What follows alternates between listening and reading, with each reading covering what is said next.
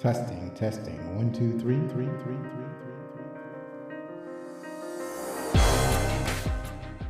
Hey everybody, I'm back again. Thanks for joining us. My name is Zoe, that's Z-O or Z-O if you're outside of the US.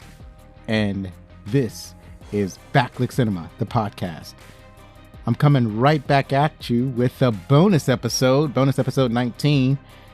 I haven't done one of these in a while. So bonus episode 19 is Ant-Man and the Wasp, Quantumania. I'm coming at you with some no spoiler impressions. So I've seen what the other reviewers said, but before we get to what the other reviewers said, why don't we take a look at who's in the movie? So we have Paul Rudd as Scott Lang, Ant-Man, Evangeline Lilly as Hope Van Dyne, Wasp, Michael Douglas as Hank Pym, Dr. Hank Pym, Michelle Pfeiffer as Janet Van Dyne, Jonathan Majors as Kang the Conqueror, Catherine Newton as Cassie Lang, Bill Murray as Lord Kyler, Katie M. O'Brien as Gentora, William Jackson Harper as Quaz, James Cutler as Zolom, and David Dastmalchian as Veb. So this movie was directed by Peyton Reed, and it was written by Jeff Loveness and Jack Kirby.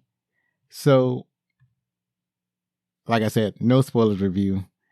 And I've seen kind of what other reviewers had said. Some of the others. I hadn't watched a whole bunch of reviews before I watched the movie, but I have seen a couple of them. And I even seen an article that it had the lowest score on Rotten Tomatoes for a Marvel film since The Eternals. Now, as I look at the score, it has changed. So currently, because before it was like in a low, it was in I think the 50s or the 60s, but now the critic score is sitting at 87%. The audience score is at 80%, which is kind of where I sit. So I thought this was an extremely fun movie. So I don't understand why it had such a low Rotten Tomato score to begin with. For me, this was a fun movie with fun characters. Peyton Reed had the way he directed this movie. It kind of leads you along. So I really enjoy how the movie leads you along. I love the pacing. It doesn't feel like anything is wasted. I didn't get how people were confused with the plot. I didn't see any of the plot holes, but you know, I'm a little bit thick. I'm pretty dense sometimes. So sometimes I just miss stuff. So maybe if I sit with it for a while, I'll think of a possible plot hole or something, or why people would get confused. But right now, after just seeing the movie, no, I don't see it. And the audience that I was with, they enjoyed it too. Some of them applauded at the end of the movie. This movie has one mid-credit scene and it has one after-credit scene. And the whole movie ties in nicely with that great TV series, Loki. And you don't have to watch Loki to watch this movie, but that is to say, if you hadn't watched it. But if you do choose to watch it, it kind of gives you a greater picture of this entire story, of this entire arc that's going to happen with Kang the Conqueror.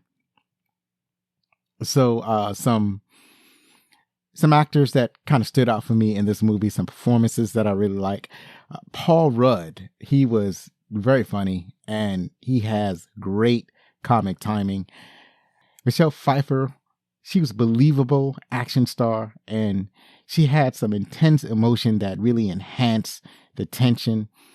Catherine Newton, she is showing some great potential, and she has fine chemistry with Paul Rudd. Their scenes together were delightful. And the actor or the performance that everybody's talking about, Jonathan Majors, he has this poise, this gravitas, this swagger that makes him believable and sincere. So that's basically what I can tell you. The movie flowed nicely. It had great action. It had great sequences. I can see how people compare it to Star Wars. To me, it kind of looked like Star Wars and Lord of the Rings. You had these massive armies just clashing with each other. It has some fantastic scenes. And yeah, if you ask me, if you're going to take my humble opinion, y'all go ahead and watch it. Y'all go ahead, go to the theater, go ahead and watch Ant-Man and the Wasp, Quantumania. I think it's well worth it. I had a wonderful time. I ended up seeing it at IMAX. I wasn't trying to see it in IMAX, but it really looks good in IMAX. It really takes advantage of this huge screen, of this gigantic screen, because there's so much to look at. So that's my take on, those are my impressions on this movie. So thanks a lot for listening. Backclick Cinema, the podcast.